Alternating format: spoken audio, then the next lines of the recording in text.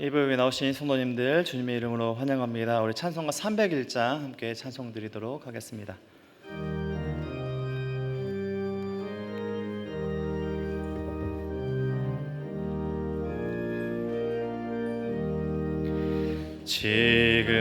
지금까지 지내온 것 주의 크신 은혜라 한이 없는 주의 사랑 어찌로 말하랴 자나깨나 주의 손이 항상 살펴주시고 모든 일을 주 안에서 형통하게 하시네.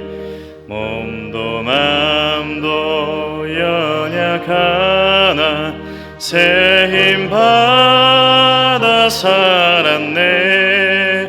물 붓듯이 부으시는 주의 은혜 족하다. 사랑 없는 거리에나 험한 산길 내밀 때 주의 손을 굳게 잡고 찬송하며 가리라. 주님 다시 뵈올 날이 날로 날로 다가와 무거운 짐 주께 맡겨 벗을 날도 멀잖네. 나를 위해 예비하신 고향 집에 돌아가 아버지의 품 안에서 영원토록.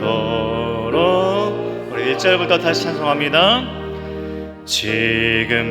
지금까지 지내온 것 주의 크신 은혜라 한이 없는 주의 사랑 어찌로 말하랴 자나깨나 주의 손이 항상 살펴주시고 모든 일을 주 안에서 형통하게 하시네. 몸도 맘도 연약하나 새 힘 받아 살았네. 물 붓듯이 부으시는 주의 은혜 족하다. 사랑 없는 거리에나 험한 산길 내밀 때 주의 손을 굳게 잡고 찬송하며 가리라. 주님 다시 뵈올 날이 날로 날로 다가와 무거운 짐 주께 맡겨 벗을 날도 멀잖네. 나를 위해 예비하신 고향 집에 돌아가 아버지의 품 안에서 영원토록 살리라. 아멘. 찬송가 295장 한 장 더 찬송 드리겠습니다. 찬송가 295장 찬송입니다.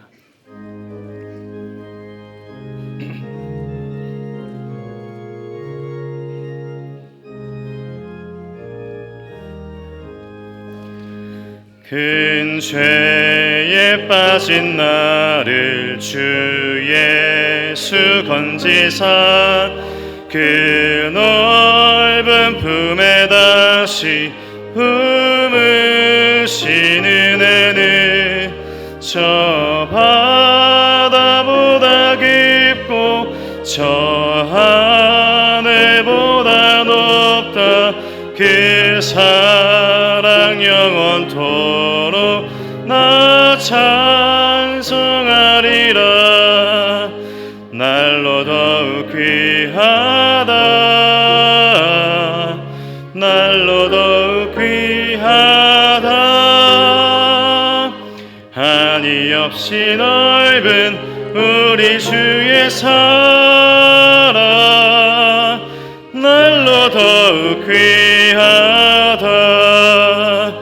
옛날에 유대 땅에 주 예수 다닐 때 그 은혜 받으려고 큰 물이 모였네. 눈 먼저 병든 자를 다 고쳐주셨으니 나 같은 죄인까지 그 은혜 받도다. 날로 더욱 귀하다. 날로 더욱 귀하다. 한이 없이 넓은 우리 주의 사랑 날로 더욱 귀하다. 주 크신 사랑으로 만 백성 위하여 그 십자가의 고난 다 받으셨으니 그 속죄 받은 성도 큰 소리 함께 높여 온 천지 울리도록 주 찬송하리라. 날로 더욱 귀하다. 날로 더욱 귀하다. 한이 없이 넓은 우리 주의 사랑 날로 더욱 귀하다. 아멘. 우리 자리에서 함께 일어나셔서 두 손 들고 은혜로다 찬송 드리겠습니다.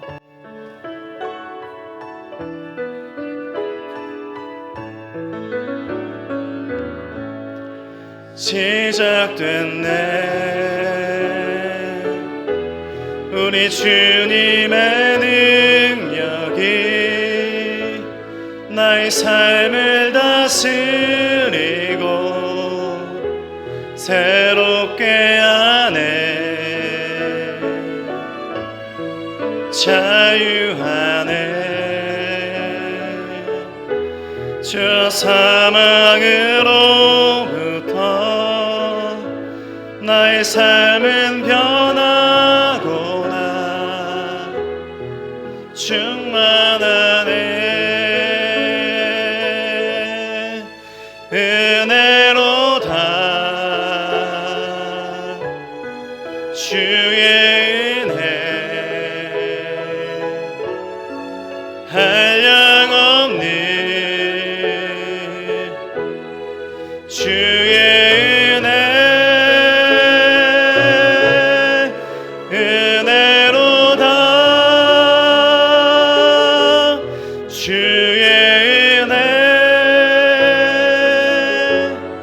변함없는 신실하신 주의 은혜. 손을 내시고 사도신경으로 우리의 신앙을 고백하겠습니다. 전능하사 천지를 만드신 하나님 아버지를 내가 믿사오며 그 외아들 우리 주 예수 그리스도를 믿사오니 이는 성령으로 잉태하사 동정녀 마리아에게 나시고 본디오 빌라도에게 고난을 받으사 십자가에 못 박혀 죽으시고 장사한 지 사흘 만에 죽은 자 가운데서 다시 살아나시며 하늘에 오르사 전능하신 하나님 우편에 앉아 계시다가 저리로서 산자와 죽은 자를 심판하러 오시리라. 성령을 믿사오며 거룩한 공예와 성도가 세워하는 것과 죄를 사하여 주신 것과 무의 다시 사는 것과 영원히 사는 것을 믿사옵나이다. 아멘. 우리 자리에 앉으셔서 찬송가 310장 함께 찬송 드리고 이정윤 집사님 기도해 주시겠습니다.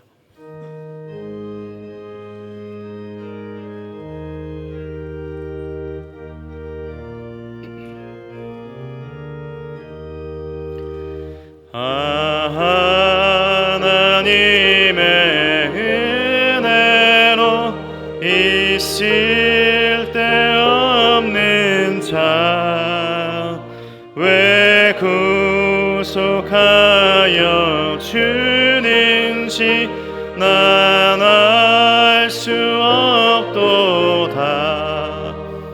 내가 믿고 또 의지하며 내 모든 형편하시는 주님 늘 보호해 주실 것을 나는 확실히 아네. 왜 내게 굳센 믿음과 또 복음 주셔서 내 마음이 항상 편한지 난 알 수 없도다. 내가 믿고 또 의지하며 내 모든 형편하시는 주님 늘 보호해 주실 것을 나는 확실히 아네. 왜 내게 성령 주셔서 내 마음 감동해 주 예수 믿게 하는지 난 알 수 없도다. 내가 믿고 또 의지하며 내 모든 형편하시는 주님 늘 보호해 주실 것을 나는 확실히 아네. 주 언제 강림하실지 혹 밤에 혹 낮에 또 주님 만날 그것도 난 알 수 없도다. 내가 믿고 또 의지하며 내 모든 형편하시는 주님 늘 보호해 주실 것을 나는 확실히 아네.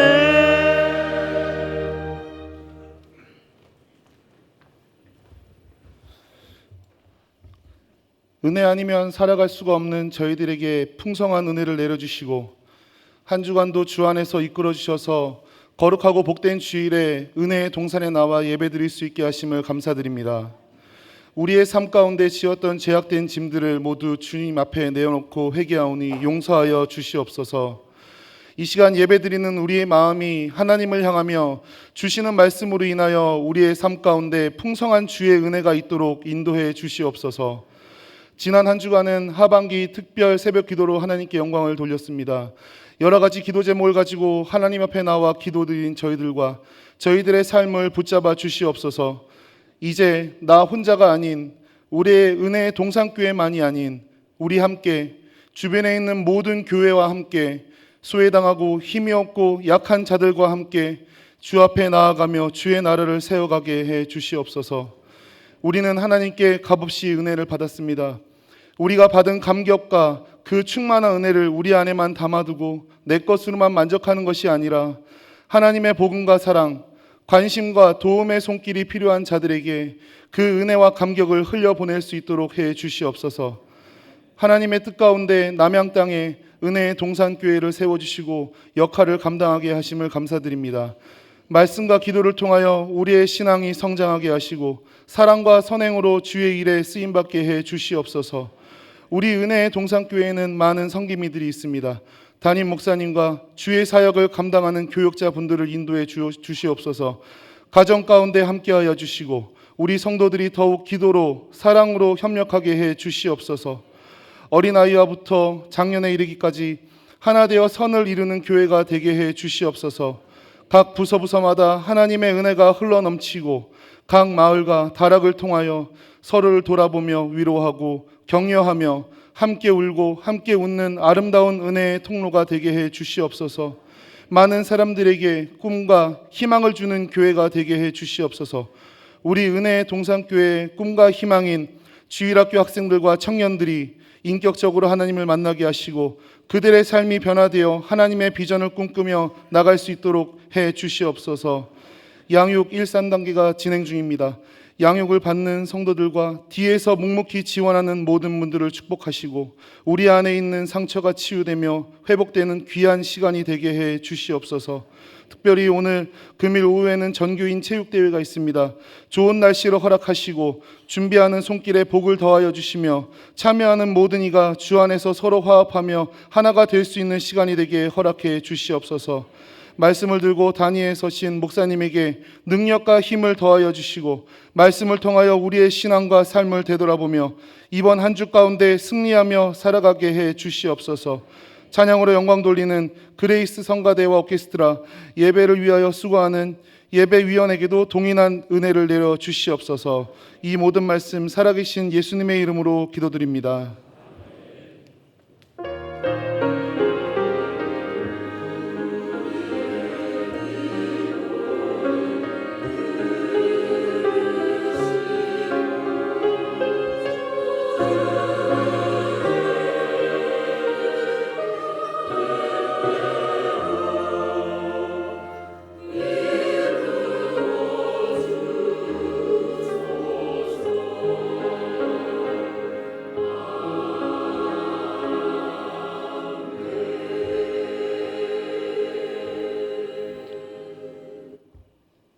그레이스 성가대 오케스트라 찬양과 함께 헌금 드리겠습니다.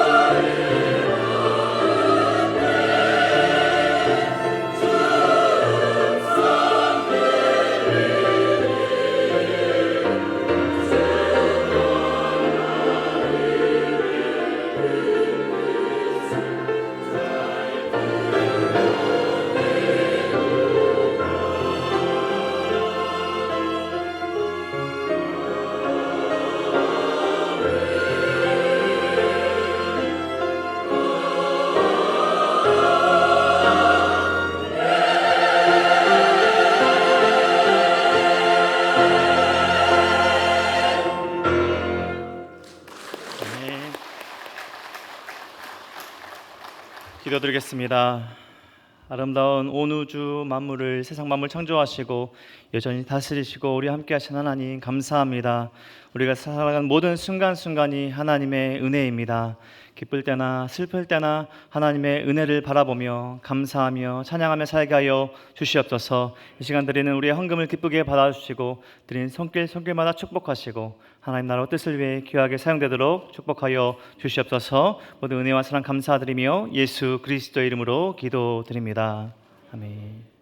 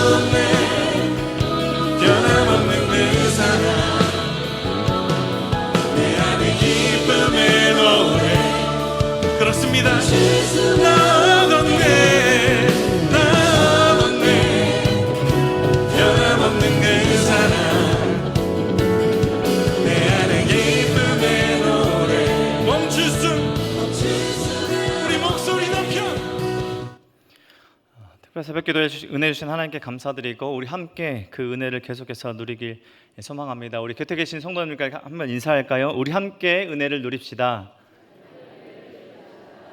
네, 계속해서 은혜를 누리시는 성도님 되시길 축복합니다. 계속해서 교회 소식 전해드리겠습니다. 2부 예배 나오신 우리 모든 성도님들 주님의 이름으로 환영합니다. 은혜동산교회 처음 나오신 우리 새가족분들 특별히 환영하는데요. 우리 새가족분들은 예배 후 나가시면 로비 왼쪽에 새가족실이 있는데 새가족실로 오시면 잘 안내해드리도록 하겠습니다. 계속해서 또 전교인 체육대회 안내입니다. 성도님 문자로도 받아보셨을 텐데요. 전교인 체육대회가 계획대로 진행됩니다. 일정은 1시부터 4시까지이고 11시 30분부터 1시 30분까지는 점심이 제공됩니다. 장소는 마도 근린 축구장이고요. 핸드폰이나 또 자동차 내비로 검색하셔서 오시면 될 것 같습니다. 1교구와 한글학교는 은혜팀으로 흰색 티셔츠를 입고 오시면 되고요. 2교구와 3교구는 동산팀으로 남색이나 어두운 계열 티셔츠를 입고 와주시면 됩니다. 차량은 가급적 마을이나 우리 다락분들과 함께 카풀 하셔서 이동하시고, 차량 이동이 어려우신 분들은 그레이스홀 앞으로 오시면 차량 이용이 가능하시다고 합니다. 3부 예배 후에 12시 50분 출발로 셔틀버스도 운행한다고 합니다. 참고하시고 운행하시고요. 코로나 이전에 정교인 체육대회 할 때 제가 자전거를 경품으로 받았는데요. 이번 체육대회 때도 많은 경품들과 선물들을 준비하셨다고 합니다. 우리 성도님들도 정교인 체육대회 많이 참여해 주시고 마을별로도 좋은 친교회 시간으로 보내시길 축복합니다. 정교인 체육대회 문의는 이춘옥 집사님께 해주시면 됩니다. 다음 주 9월 24일 주일은 성례식 주일로 보냅니다. 성찬식과 세례식이 있는데요. 한 주간 기도로 잘 준비하시고 성례식을 맞이하도록 하겠습니다. 생수의강 기도회 모임이 있습니다. 대상은 생수의강 수료하신 모든 분들이고, 시간은 9월 20일, 10월 4일, 10월 10일 수요 기도 후에 4층 새가족 교육실이었습니다. 생수의강 수료하신 모든 성도님들 기억해 주시고 참여해 주시면 감사하겠습니다. 어머니 학교 수료자 특강이 광고된 대로 9월 22일 박기성 권사님을 강사로 모시고 진행됩니다. 참여하신 분들은 주보에 준비물이 나와 있는데요. 잘 참고하셔서 참석해 주시면 감사하겠습니다. 문의는 안혜경 권사님께 해주시면 됩니다. 아버지 학교 지원자를 모집합니다. 조암제일교회에서 10월 14일부터 5주간 진행됩니다. 문의는 공기목 지사님께 해주시면 됩니다. 네오스 찬양팀 단원을 모집하고 있습니다. 초보 여성 단원 들도 참여 가능하시고요. 하정호 집사님께 문의해 주시면 되겠습니다. 추석 명절 약과 참기름을 신청하신 분들은 9월 23일과 24일 주일에 식당에서 이름표를 확인하시고 찾아가시면 된다고 합니다. 교인 동정입니다. 포도마을 김종숙 권사님 아버님 소천하셨습니다. 예단마을 송창희 최순미 집사님, 동산마을 강병원 집사님, 박정은 집사님 가정 이사하셨습니다. 결혼 광고인데요. 예빈마을 김정현 집사님 장녀 오슬기 자매, 우리 이부 오케스트라 섬겨주시고 계시는데요. 청년부 정준 형제와 결혼합니다. 시간은 9월 23일 토요일 오후 4시이고 장소는 수원 호텔 리츠입니다. 우리 새롭게 시작하는 가정을 위해서 축하와 축복해 주시길 바랍니다. 이번 주 정교인 체육대로 식당은 쉬고 다음 주 식당 봉사는 향기마을, 청소봉사는 반석 열린마을입니다. 그럼 오늘 주신 하나님의 말씀 함께 찾도록 하겠습니다. 오늘 주신 하나님의 말씀은 마태복음 19장 27절에서 20장 16절까지 말씀입니다.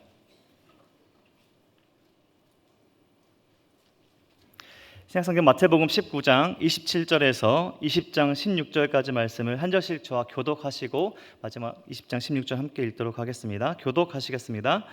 이에 베드로가 대답하여 이르되 보소서, 우리가 모든 것을 버리고 주를 따라싸운데 그런즉 우리가 무엇을 얻으리이까?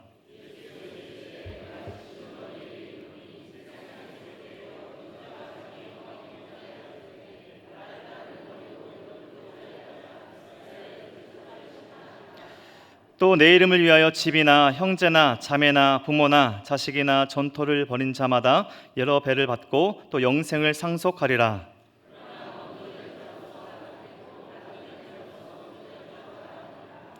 천국은 마치 품꾼을 얻어 포도원에 들여보내려고 이른 아침에 나간 집주인과 같으니,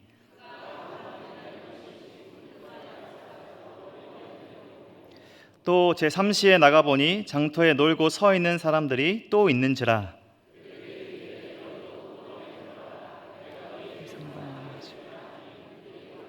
제6시와 제9시에 또 나가 그와 같이 하고,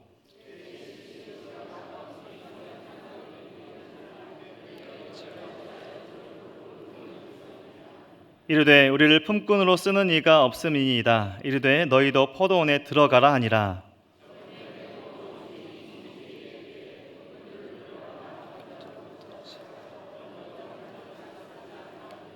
제11시에 온 자들이 와서 한 데나리온씩을 받거늘,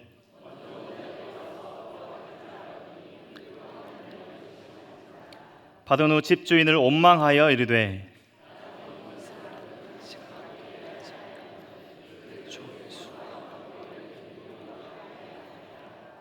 주인이 그 중에 한 사람에게 대답하여 이르되 친구여, 내가 내게 잘못한 것이 없노라. 내가 나와 한 데나리온의 약속을 하지 아니하였느냐?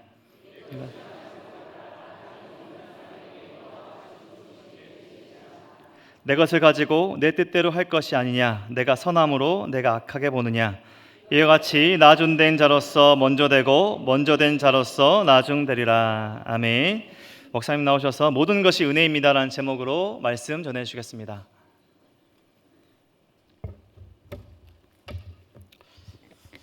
옛날에 제가 군대에 입대했을 때 농산훈련소에서 개인 신상 카드를 기록했습니다. 이름, 주소 뭐 다 적는데 그 지휘관이 이런 얘기를 했어요.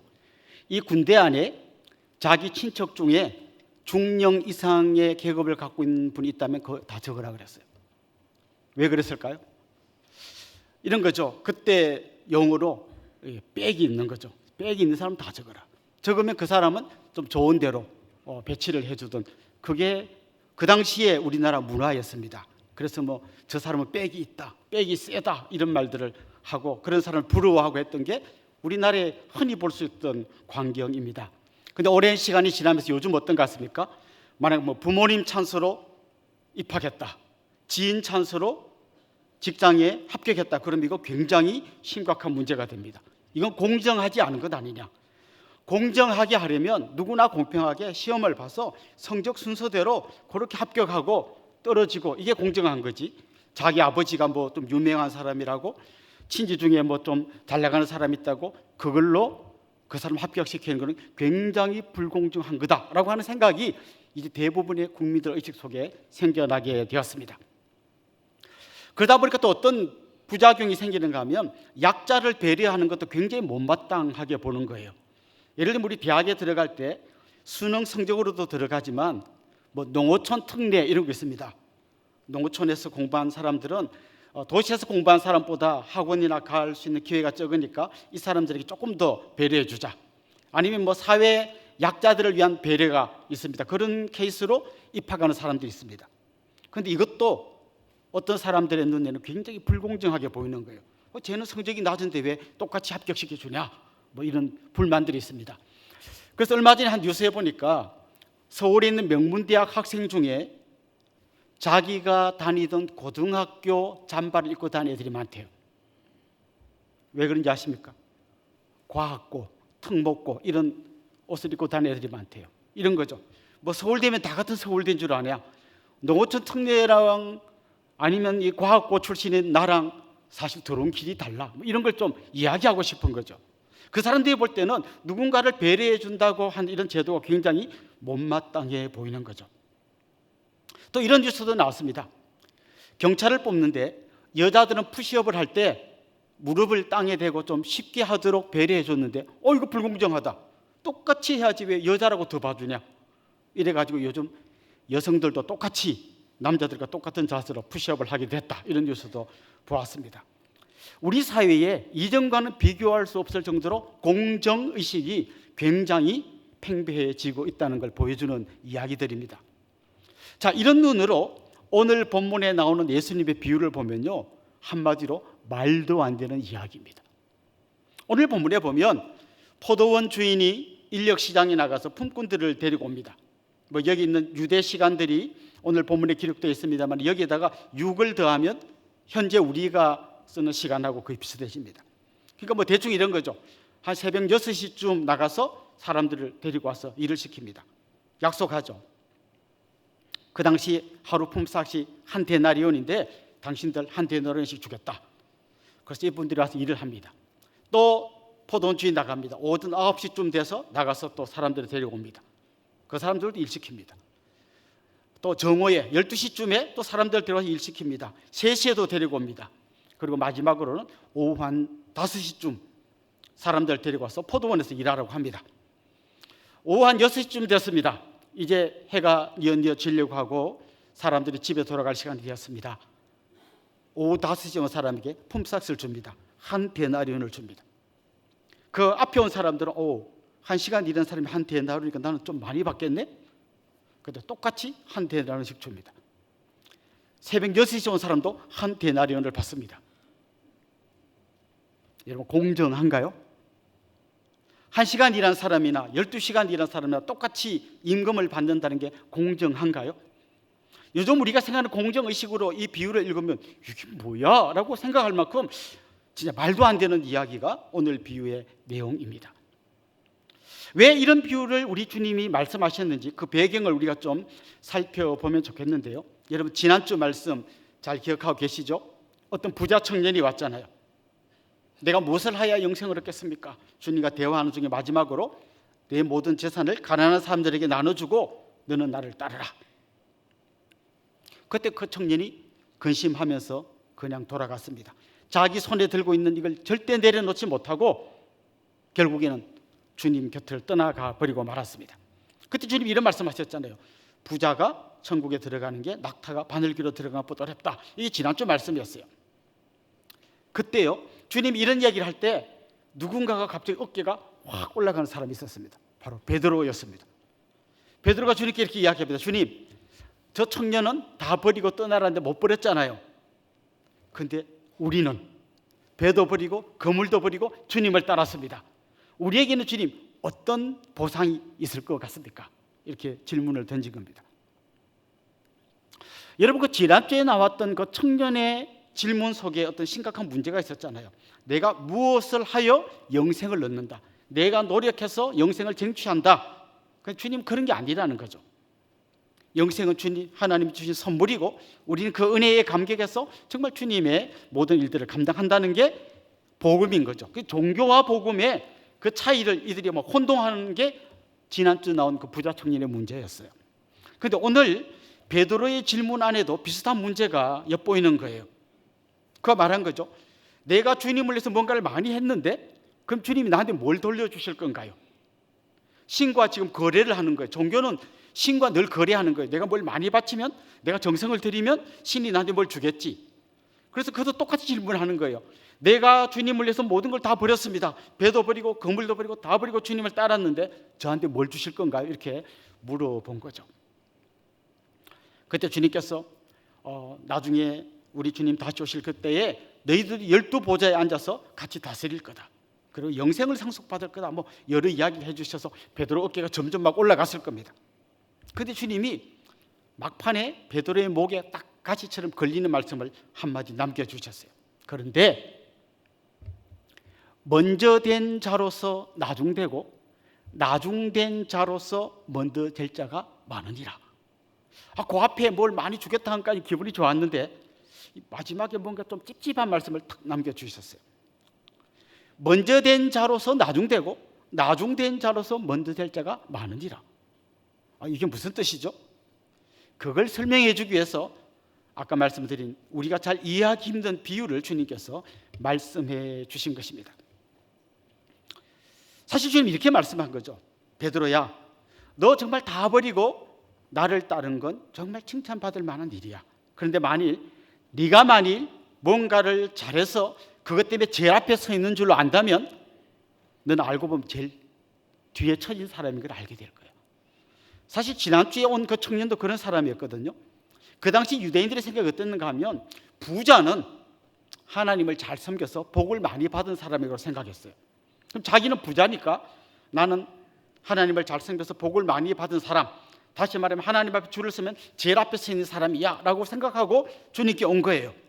그런데 주님과 대화하다 보니까 이 사람은 제일 앞에 서 있는 사람이 아니라 제일 꼴찌에 서 있는 사람인 거죠. 자기 힘으로 뭔가를 쟁취해 얻으려고 하는 그야말로 복음과는 정반대의 종교인으로 그가 서 있는 걸 본 거죠. 주님이 지금 말씀하시는 거예요. 베드로야, 너도 만일 지금 그런 생각을 하고 있다면 너 제일 앞에 서 있는 사람 아니야. 제일 꼴찌야. 이걸 이야기하는 거죠. 그래서 오늘 본문은 19장 30절에서 주님께서 아까 말씀하신 대로 먼저 된 자로서 나중되고 나중된 자로서 먼저 될 자가 많으니라 말씀하셨는데 오늘 이 비유가 끝나는 20장 16절에서 주님은 또 한 번 더 말씀하십니다. 우리 한번 볼까요? 같이 읽어봅시다. 이와 같이 나중된 자로서 먼저 되고 먼저 된 자로서 나중되리라. 자, 주님은 이 비유를 시작하기 전에 이 말씀 먼저 하셨고 이 비유가 끝날 때 이 말씀을 또 하셨어요. 그러니까 이 비유는 이 두 이야기, 먼저 된 자가 나중되고 나중되가 먼저 된다는 이 주제를 설명하는 비유인 거죠. 자, 그렇다면 주님의 이 비유를 통해서 베드로에게 무엇을 경고하고 있는 걸까요? 베드로야, 너 지금 뭔가 잘못 생각하고 있어. 뭘 잘못 생각하고 있다고 말하는 걸까요? 첫 번째는요, 베드로 안에 스며 들어와 있는 공로의식에 대해서 문제를 제기하고 있습니다. 여러분, 베드로가 처음 주님의 부름을 받았던 때를 한번 기억해 보십시오. 누가복음에 보면 그런 말씀이 나옵니다. 베드로가 밤새도록 고기를 잡았는데 한 마리도 못 잡았어요. 그런데 새벽녘에 주님이 오셔서 깊은 데로 가서 그물을 던져라. 그물을 던졌더니 그물이 찢어질 정도로, 자기 배뿐만 아니라 친구 배가 가득 차서 배가 잠길 정도로 어마어마한 물고기를 잡았습니다. 그때 베드로가 그 어마어마한 물고기를 바라본 게 아니라 물고기를 잡게 하신 주님을 보는 눈이 열리게 되었어요. 그때 그가 주님 앞에 무릎을 꿇고 이렇게 말합니다. 주님, 저는 죄인입니다. 저를 떠나십시오. 저는 주님을 따라갈 그런 사람이 아닙니다. 저는 정말 주님 앞에서 자격 없는 죄인입니다. 그게 처음 주님을 따랐던 베드로의 고백이었어요. 그 거룩하신 주님 앞에, 전능하신 주님 앞에 일개 어부, 갈릴리 촌놈인 저는 자격 없는 놈입니다라고 무릎을 꿇었던 거예요. 그때 주님께서 네가 이제부터 사람 낚는 어부가 될 거라고 그를 초청하셨고, 주님 제자가 되기 위해서 그는 모든 걸 버리고 따라갔습니다. 근데 여러분, 이게 순서가 바뀌어버리면 큰 문제가 생깁니다. 배도 버리고 그물도 버리고 다 버리니까 너 합격. 이렇게 해서 베드로가 부름 받은 거 아닙니다. 먼저 주님의 부름을 받고 그 은혜가 감사하고 감격해서 다 버리고 따라간 거예요. 이 순서가 별로 안 중요한 것 같지만 순서가 바뀌면 이게 종교가 되는 거예요. 내가 뭔가를 잘하면 하나님이 그거 보고 점수 매겨서 합격, 너 복 줄게. 이건 종교예요. 복음은 그게 아니에요. 우리가 아무것도 안 했는데 먼저 하나님께서, 먼저 주님께서 우리에게 은혜를 베풀어 주시는 거예요. 근데 그게 너무 감사해서 우리가 주님을 따라가고, 내 적은 거지만 주님 앞에 드리면서 살아가는 거죠. 분명히 베드로는 주님이 자기같이 자격 없는 죄인을 부르신 그 은혜에 감격해서 배와 그물을 버려두고 주님을 따랐습니다. 그런데 이 부자 청년과 주님이 이야기한 걸 옆에서 듣다 보니까 슬그머니 자기도 모르는 사이에 공로의식이 찾아오는 거예요. 이 부자는 못 버리네? 근데 난 다 버렸어. 이 부자는 못하는 걸 나는 해냈어 라고 하는 공로의식이 찾아온 거예요. 근데 주님은 그걸 보고 베드로에게 지금 경고하고 있는 거예요. 베드로야, 그렇게 생각하면 안 돼. 그건 네가 잘못 생각하는 거야 라고 그걸 설명하기 위해서 오늘 이 비유를 들려주신 거죠. 우리 다시 비유로 한번 돌아가 봅시다.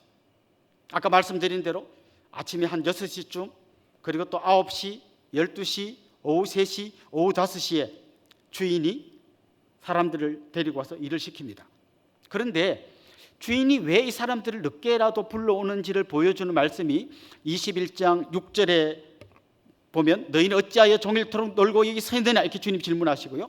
7절에 보면 이렇게 이야기합니다. 우리 한번 같이 한번 읽어볼까요? 이르되 우리를 품꾼으로 쓰는 이가 없음이니이다. 이르되 너희도 포도원에 들어가라 하니라. 자, 5시까지 시장에서 그냥 빈둥거리고 있는 사람은 왜 그러고 있는 거죠?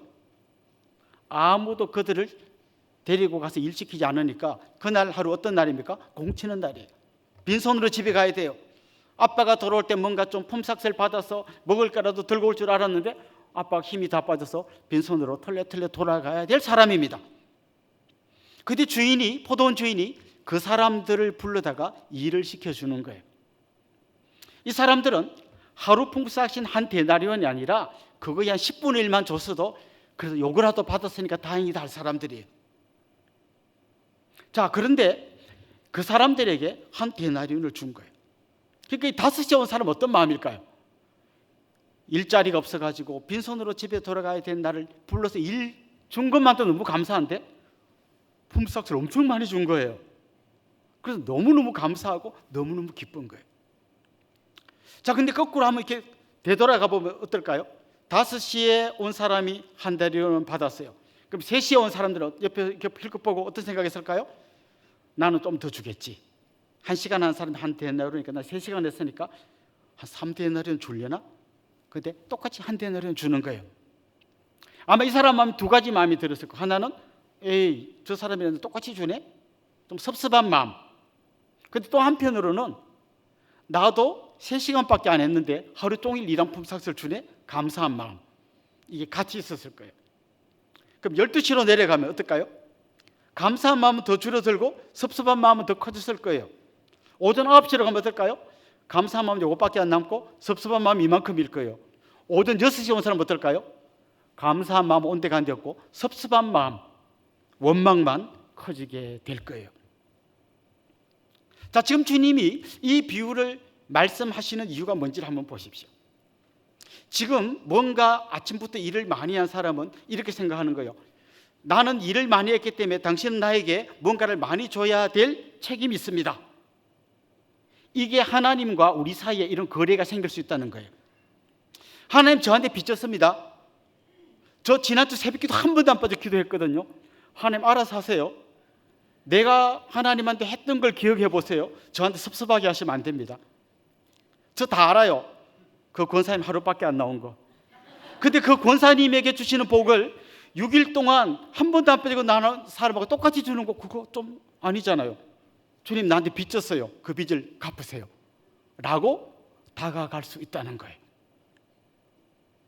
우리의 신앙이라는 게 뭔가 하면요, 두 가지 사이에 이 격차가 점점 벌어지는 게 우리 신앙이 깊어지는 거예요. 뭔가 하면 하나는 하나님의 크신 사랑이라고 하는 이 선이고요, 또 이 밑에는 무슨 선이 있냐면 나는 받을 자격이 없는 죄인이라는 이 두 가지 그래프가 벌어져서 이 격차가 점점 커져야 우리 믿음이 커지는 거예요. 그런데 이 격차가 벌어지지 못하게 자꾸 막는 게 있어요. 그게 뭔가 하면 내 공로예요. 나는 받을 자격이 없는데 주님이 너무 귀한 걸 주셨다, 이 큰 은혜를 생각지 못하는 게 뭔가 하면 내 공로가 들어가면 나는 당연히 받을 자격이 있다라고 하는 내 공로가 들어가면 이 그래프가 벌어지질 않고 요것밖에 안 되는 거예요. 여기다 물을 흘려보내면, 그래서 전기를 한번 일으켜 보려고 하면 요 정도 격차가 나는 여기에 물을 흘려서 전기를 일으키면 꼬마 전구 하나에 불이 들을 정도밖에 전기가 안 일어나는 거예요. 그런데 주님이 나한테 베푸신 은혜가 너무 큽니다. 나는 받을 자격이 없는 죄인 중에 개수입니다는 이 폭이 확 넓어지면 이 엄청난 격차에서 오는 여기에 물을 흘려보내면 어마어마한 전기가 일어나는 거예요. 여러분, 왜 우리가 주님 일을 하다 자꾸 지치는지 아십니까? 이 정도밖에 안 되는 전기를 일으켜가지고 큰 일을 하려고 하니까 지치는 거예요. 이게 더 커져야 더 많은 전기가 일어나고 더 많은 일을 할 수 있는 거예요. 이 은혜의 격차가 커져야 우리 안에 감사와 감격이 충만한 거예요. 그래서 우리 특세 때 이야기했던 것처럼 바울이 그 먼 길을 달려가고 온갖 박해와 핍박을 받아도 지치지 않고 달려갈 수 있던 힘이 뭔가 하면 나는 받을 자격이 없는 죄인 중에 개수입니다. 이런 나를 위하여 아들을 보내주시고 이런 나를 위하여 십자가에 죽으신 예수 그리스도의 그 은혜가 너무 큽니다라고 하는 이 격차가 정말 너무 크게 벌어지니까 이 은혜의 폭포가 쏟아지면서 내가 달려갈 힘이 있는 거예요. 그런데 그 자리에 내 공로를 집어넣어 버리면 저 주님이 많이 했습니다. 저 열심히 했습니다. 새벽기도도 나오고 11조도 드리고 저 할 만큼 했습니다. 주님도 알아서 해주세요. 이게 들어가면요, 주님이 주시면 그게 막 은혜로 감격하는 게 아니라 당연히 주셔야죠. 저 안 주시면 누구 주실 거예요? 그러면 이 폭이 확 줄어드는 거예요. 그러면 우리 안에 은혜의 감격이 요것밖에 안 돼요. 요거 갖고 주님 일 하려면 금방 나가 떨어지게 되는 거죠. 복음서에 보면 바리새인들이 전형적으로 요 함정에 빠졌습니다. 바리새인들은 자기들이 열심히 율법을 지켰고 율법을 지켰기 때문에 하나님이 자기들에게 뭔가 많이 줄 거라고 생각했어요. 누가복음 18장 11절 12절에 보면 그 바리새인이 이렇게 기도합니다. 한번 볼까요? 바리새인이 서서 따라 기도하여 이르되 하나님의 나는 다른 사람들 곧 토색 불이 간음을 하는 자들과 같지 아니하고 이 세리와도 같지 아니함을 감사하나이다. 같이 한번 읽어봅시다. 그 뒤에 나는 일회에 2번씩 금식하고 또 소득의 11조를 드리나이다. 주님, 저는 세리 나부랭이하고 다릅니다. 저는 일주일에 2번씩 금식하고요 11조도 드리고요 저는 지금 잘하고 있습니다. 여기에 자기의 공로가 꽉 차 있는 거예요. 그게 하나님의 은혜가 들어올 공간을 자기 공로로 다 막아버린 거예요. 그 사람들 안에는 감사와 감격이 요것밖에 없는 거고 껍데기로만 그냥 열심히 종교 생활을 하고 있었던 거죠. 베드로는 처음 주님 부름 받았을 때 자기가 자격 없는 죄인이라고 무릎을 꿇었습니다. 그런데 어느 순간 공로 의식이 들어오니까 내가 주님에서 다 버렸는데 뭘 주실래요? 이렇게 나오는 거죠. 저는 우리가 이 말씀 앞에 한번 겸손히 엎드려서 이 말씀의 거울 앞에 나를 한번 비춰보면 좋겠어요. 나는 어떤가? 그럼 누가 이 말씀 앞에서 제일 심각하게 고민해야 되는가 하면 주님 일 제일 열심히 한 사람들. 제가 이 설교 준비하다 생각해 보니까 제일 위험한 사람이 나겠구나. 주님, 저는 목사가 되기 위해서 제 청춘을 다 바쳤습니다. 저는 다 포기하고 주님을 따랐습니다. 뭘 주실 건데요? 제일 위험한 사람이 목사겠구나. 그래서 사실 이 설교는 여러분에게 하는 설교이기 전에 먼저 저에게 하는 설교예요. 나는 주님이 일할 자격도 없는 죄인 중에 괴수인데, 하나님의 은혜로 이 쓸데없는 자 왜 구속하여 주는지 난 알 수 없도다. 우리 불렀던 찬송처럼 이 감격으로 주님 일을 하지 않으면 순식간에 우리도 이 공로주의라고 하는 함정에 빠지게 되는 것이죠. 주님 일 더 많이 할수록, 주님 앞에 더 많이 드릴수록, 뭔가 다른 사람보다 더 많이 할수록 우린 더 주님 앞에 겸손히 엎드려야만 합니다. 만약 교회 안에 이 공로주의에 빠진 사람들이 많아지면 그 교회는 점점 힘을 잃어버리게 됩니다. 왜 교회의 역사가 길어지면 그런 교회들은 힘이 없이 비실비실할까요? 예배당도 크고 사람도 많고 역사도 오래됐는데 왜 힘이 없을까요? 그 안에 공로주의에 빠진 사람들이 많기 때문입니다. 이 예배당 절반은 내가 헌금해서 지은 거야. 자네는 얼마 했어? 마치 이 교회의 절반이 자기 거인 것처럼 생각합니다. 정말 우리가 아무것도 없을 때 우리가 이 등짐지고 이거 다 지은 거야. 그런 자기 공로가 많이 들어가 있으면 그 사람만 병드는 게 아니라 그 사람으로 해서 그 교회도 같이 병들어가는 거예요. 이제 우리 교회 역사도 짧지 않습니다. 이제 연말이 되면 우리 교회도 19년 됩니다. 그럼 우리 안에도 이런 위험이 서서히 싹틀 수 있는 그런 위험한 요소들이 있을 수 있습니다. 지금 우리가 미리 예방주사를 맞아야 합니다. 우리의 공로주의가 들어가지 않아야 합니다. 우리는 교회 이름대로 그야말로 은혜의 동산입니다. 그게 공로의 동산으로 바뀌는 순간 우리 교회는 이제 소망 없는 교회가 되고 마는 것이죠. 여러분이 지금 어느 정도 공로주의나 이게 빠져 있는지를 점검하는 중요한 질문이 있습니다. 이렇게 질문해 보십시오. 나는 몇 시에 온 사람인가? 여러분은 몇 시에 온 품꾼입니까? 내가 오후 5시에 온 품꾼이라고 생각하는 사람은요, 그냥 감사한 것밖에 없어요. 불러준 것도 감사하고 한 대 내려준 것도 감사하고 그냥 다 감사한 거예요. 그런데 내가 오전 6시에 온 사람으로 생각하면 너무 분하고 억울한 생각만 많이 들 거예요. 여러분 몇 시에 온 사람입니까? 우리는 5시에 와서 품삯 받을 자격도 없는 그런 사람들인데 주님 우리에게 놀랍게도 영생을 주시고 말할 수 없는 은혜를 주신 거예요. 우리는 그 은혜로 살아가는 사람들인 거죠. 자, 지금 베드로가 빠진 함정, 공로주의라고 하는 이 함정 말고 또 다른 함정이 하나 더 있어요. 이 공로주의에 빠지게 만든 더 근본적인 원인이 된 함정이 하나 더 있는데 그건 바로 비교의식이에요. 만약 여러분 오늘 이 주인이 품삯을 주는데 다 보는 데서 안 주고 한 명씩 불러가지고 오후 5시에 온 사람에게 한 데나리온 주고 가고 3시 또 따로 불러가지고 한 데나리온 주고 3시에 온 사람은요 앞에 걸 못 봤다면 이렇게 많이 주세요. 너무 감사합니다 이랬을 거예요. 또 가고 새벽 6시에 온 사람에게 한 달은 좀 요즘 일거리도 없는데 오늘 또 불러주셔서 감사한데 내일도 좀 불러주세요. 고맙습니다. 이러고 갔을 거예요. 그런데 왜 이 사람에게 불만이 생겼습니까? 비교의식 때문이에요. 비교는요 어떤 비교든지 우리 자신을 심각하게 병들게 만듭니다. 자기 남편이 참 좋은 남편이라고 생각했는데요 어느 날 부부 동반 이렇게 모임에 가보니까 딴 남편을 보니까 쌈을 싸가지고 입에 넣어주고 고기를 주는데 뜨겁다고 불어주고 그걸 보니까 우리 남편이 너무 괘씸하게 보이는 거예요. 우리 남편 한 번도 저런 적 없는 거예요. 비교하는 순간 있잖아요. 좋은 남편이 갑자기 나쁜 남편으로 바뀌게 되는 거예요.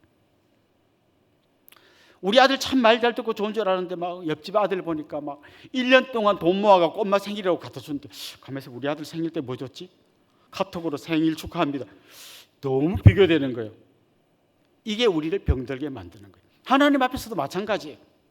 내가 보니까 별로 믿음도 없고 교회도 한 번씩 빠져먹고 하는 이런 사람 같은데 저분은 사업이 너무 번창하고 애들은 대학에 척척 붙고 이러는데 다른 그냥 열심히 새벽 기도도 나오고 열심히 하는데 우리 아들 대학에 떨어지고 우리 남편이 직장에 쫓겨나고 하나님 이게 뭡니까?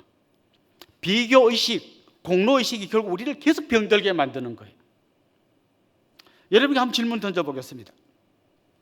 이 학생은 국어를 90점 맞았고 이 학생은 수학을 70점 맞았어요. 누가 더 공부 잘하는 거죠? 국어 90점 맞은 애하고 수학 70점 맞은 애하고 누가 공부 더 잘하는 거죠? 이게 비교할 수 없는 거예요. 국어는 국어고 수학은 수학인 거예요. 그 권사님은 그 권사님이고 나는 난 거예요. 그래서 제가 이걸 오랫동안 기억하라고 제가 붙인 그 재밌는 이름이 있습니다.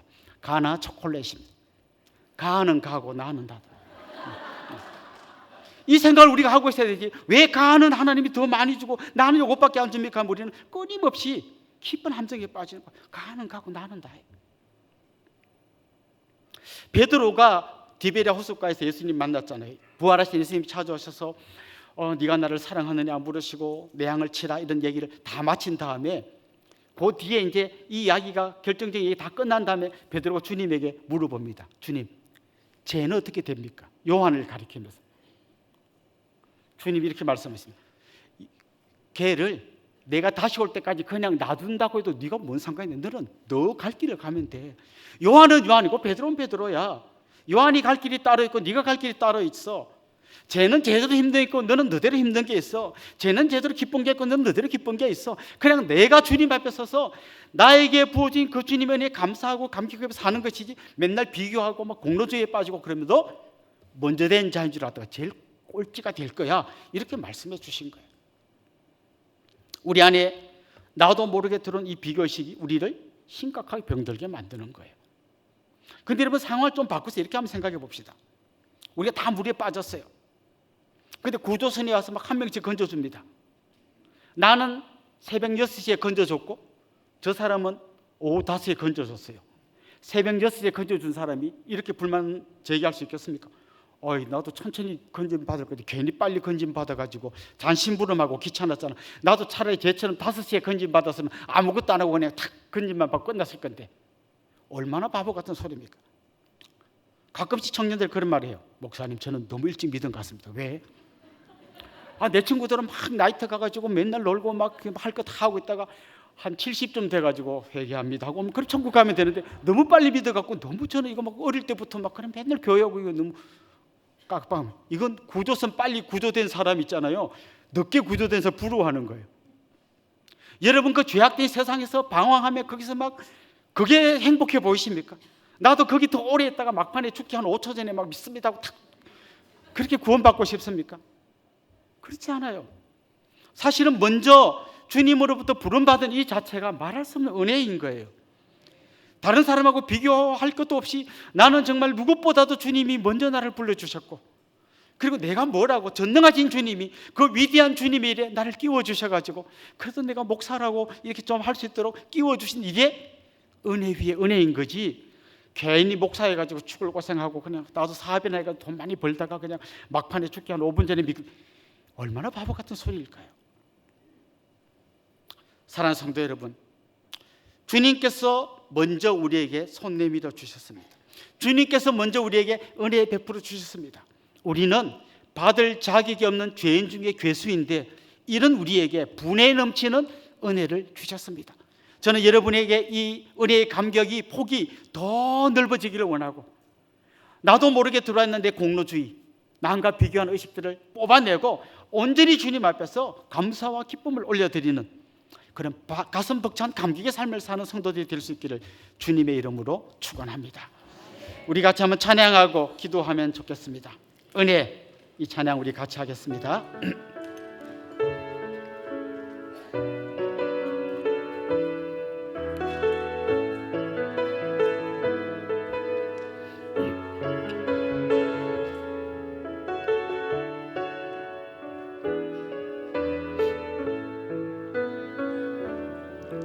내가 누려왔던 모든 것들이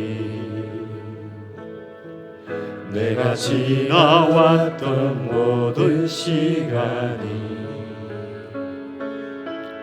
내가 걸어왔던 모든 순간이 당연한 것 아니라 은혜였소. 아침 해가 뜨고 저녁에 아침 해가 뜨고 저녁에 노을 봄의 꽃향기와 가을의 열매 변하는 계절의 모든 순간이 당연한 것 아니라 은혜였어. 모든 것이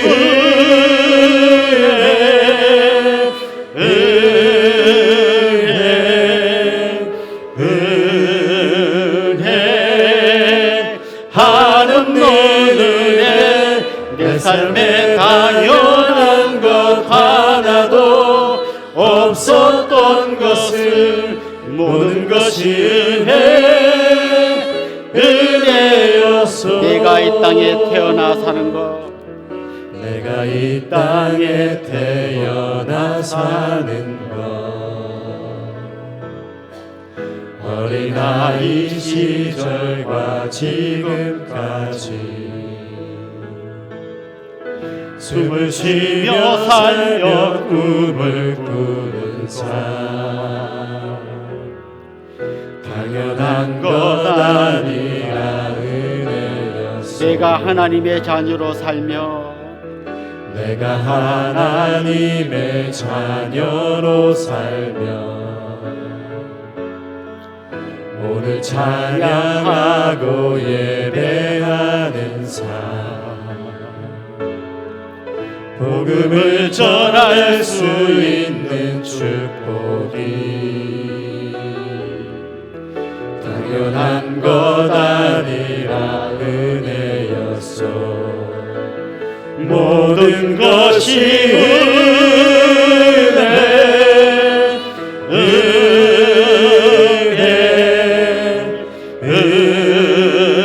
은혜 한없는 은혜 내 삶에 당연한 것 하나도 없었던 것을 모든 것이 은혜였어. 모든 것이 은혜, 모든 것이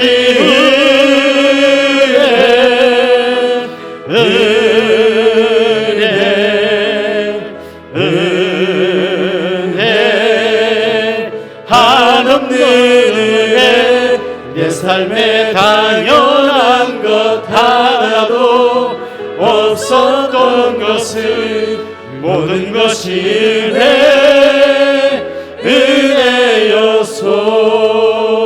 은혜였소.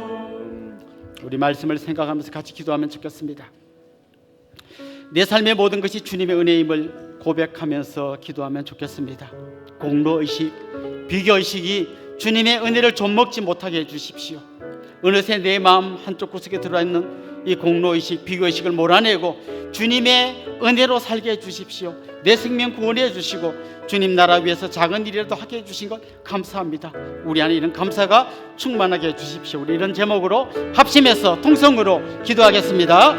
하나님 아버지, 오늘도 우리에게 주신 이 말씀 앞에 우리가 엎드려 겸손히 말씀의 거리 우리를 비추어 봅니다. 주님, 분명히 하나님의 놀라운 은혜로 여기까지 왔는데 어느 순간 나도 모르는 사이에 공로의식이 들어오고 비교의식이 들어와 주님의 은혜를 좀먹고 있음을 발견하게 됩니다.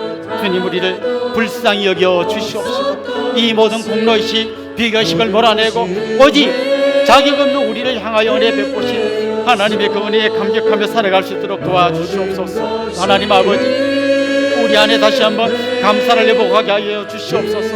우리 안에 다시 한번 이 은혜에 뜨거운 감격이 솟구치게 하여 주시옵소서. 하나님 아버지, 우리의 짧은 생각 안에 우리가 스스로 갇히지 않게 하여 주옵시고 말할 수 없는 주님의 품스러운 은혜 안에서 힘있게 달려가는 믿음의 사람, 복된 사람 되게 하여 주시옵소서. 우리 한 번 더 기도합시다. 오늘 오후에 전교인 체육대가 있습니다. 어제까지 비가 올까 많이 걱정들 했는데 이렇게 좋은 날씨 주신 것에 대해서 감사하면 좋겠고요. 정말 이 체육대회가 모두가 하나 되는 귀한 시간 되게 해주시고 안전과 건강을 지켜주시도록 한마음으로 한 번 더 기도하겠습니다. 하나님 아버지, 코로나로 인해서 오랫동안 멈춰져 있던 전교인 체육대회가 다시 열릴 수 있게 도와주신 것 감사합니다. 하나님, 이렇게 좋은 날씨를 주시고 또 우리가 한마음으로 모일 수 있게 해주신 것 감사합니다.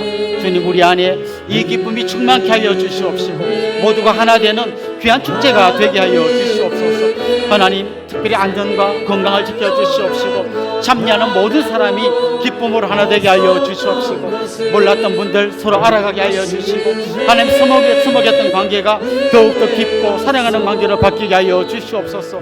하나님 이제 시작하는 시간부터 마치는 시간까지 하나님께서 주인 되어 주시고 우리의 모든 욕심과 짧은 생각들이 하나님의 크신 뜻 안에 녹아내리게 하여 주시고 그래서 모두를 품어내고 모두가 하나 되는 가슴 벅찬 감격을 누릴 수 있도록 은혜 위에 은혜를 더하여 주시옵소서.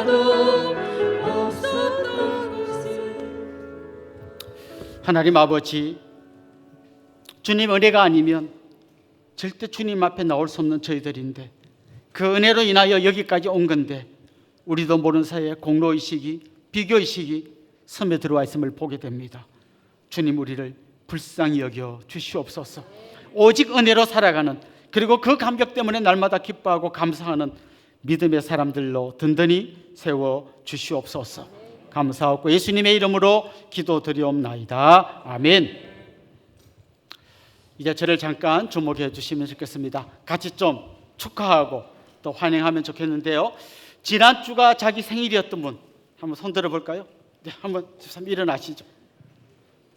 네, 저 중간에도 계십니다. 지난주가 생일이었던 분, 저 뒤에도 계시고 앞에도 계십니다. 또 결혼기념일이었던 분, 이제 가을이라 몇 분 계실 것 같은데요.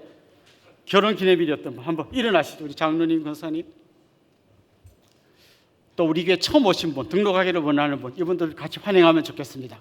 한번 같이 오신 분들과 함께 손 들어볼까요? 네, 이분들 주님의 이름으로 환영하고 축복하겠습니다. 아주 먼 옛날.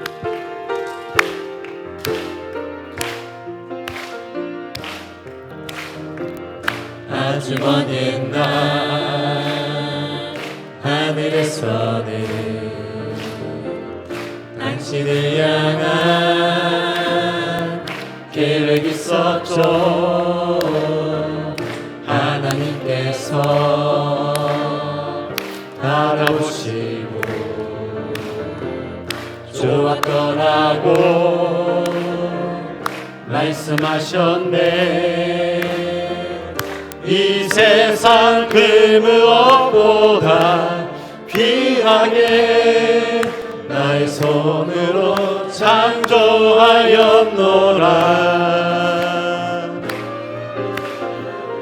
내가 너로 인하여 기뻐하노라. 내가 너를 사랑하노라.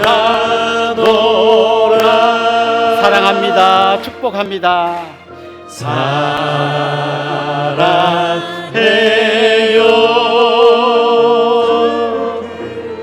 축복해요.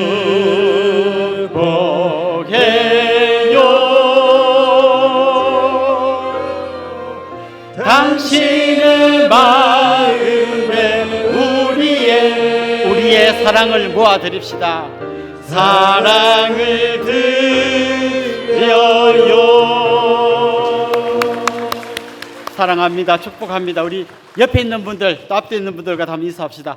주님의 이름으로 사랑하고 축복합니다. 축복합니다. 이제 우리 자리에서 한번 다 일어납시다. 패회송 다시 세움 같이 찬양하고 축도로 예배를 마치겠습니다.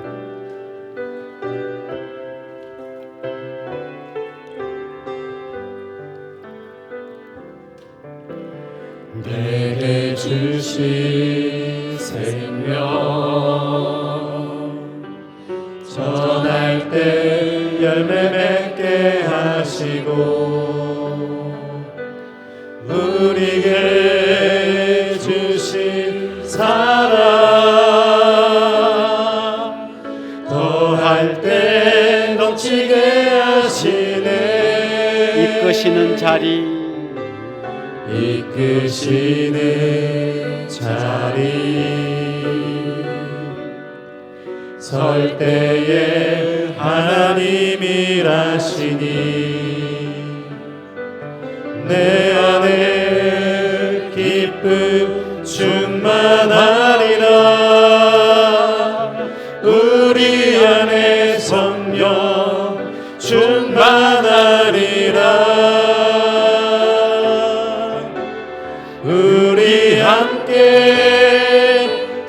다시 세워가리.